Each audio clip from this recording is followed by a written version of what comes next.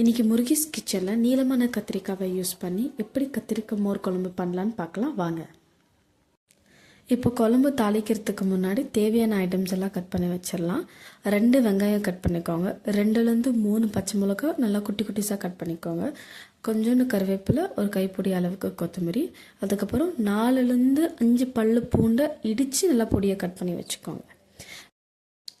இப்போ ஒரு கடாயில் எண்ணெய் காய்ச்சதுமே கடுகு சேர்த்து நான் நீளமாக கட் பண்ண கத்திரிக்காய் அதில் போட்டிருக்கேன். மேலே இருக்கிற கலர் சேஞ்ச் ஆகிற வரையும் குக் பண்ணிக்கோங்க.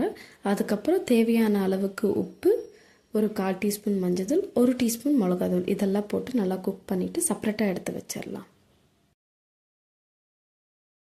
அதே கடாயில் எண்ணெய் காய்ச்சதுமே கடுகு போட்டு நம்ம கட் பண்ண எல்லா ஐட்டமும் அதில் சேர்த்துக்கலாம். வெங்காயம், பச்சை மிளகாய், கொத்தமல்லி, கருவேப்பிலை இதெல்லாமே சேர்த்துக்கலாம்.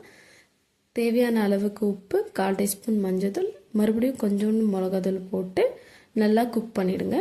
அதுக்கப்புறம் தயிரை நல்லா பீட் பண்ணிக்கோங்க. பீட்டட் தயிர் தான் நம்ம போடணும். ஸோ தயிர் பீட் பண்ணதுக்கப்புறம் இதை அதில் சேர்த்துக்கோங்க.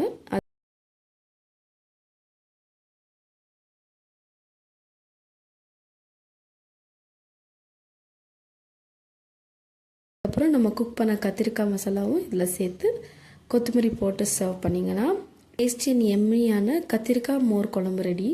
இதை ட்ரை பண்ணி லைக், கமெண்ட் அண்ட் ஷேர் பண்ணுங்கள். ஆல்சோ சப்ஸ்கிரைப் பண்ணுங்கள். Thank you so much for your support.